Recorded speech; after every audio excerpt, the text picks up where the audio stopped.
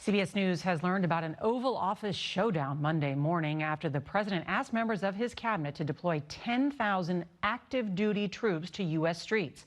Today, President Trump has kept a low profile, only speaking out on Twitter, but the protests are close enough to the White House that he can see them. Here's CBS's Ben Tracy. After last weekend's large and sometimes violent protests near the White House, CBS News has learned that President Trump demanded 10,000 troops in the streets immediately. During a heated meeting in the Oval Office Monday, Attorney General Bill Barr, Defense Secretary Mark Esper, and Chairman of the Joint Chiefs of Staff Mark Milley all recommended against it. Don't be proud. Get the job done. President Trump then got on the phone with the nation's governors, berating them for looking weak if they didn't call in the National Guard. You have to dominate the streets. You can't let what's happening happen.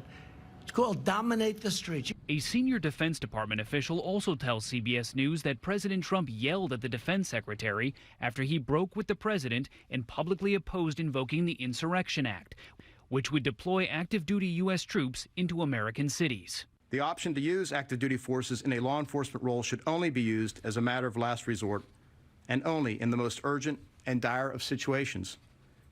We are not in one of those situations now. Today, despite loud protests surrounding the White House, President Trump is noticeably quiet. Meanwhile, he now has an official opponent. But we have to do a lot more than just beat Donald Trump. Former Vice President Joe Biden clinched the Democratic nomination Friday night. Biden leads President Trump in several national polls by a wide margin. It's time for all of us to take a hard look at the uncomfortable truth. It's time for us to face the deep, open wound of systemic racism in the nation. For his part, President Trump is focused on the much better than expected jobs numbers that came out yesterday. They show the unemployment rate dropping to 13.3%.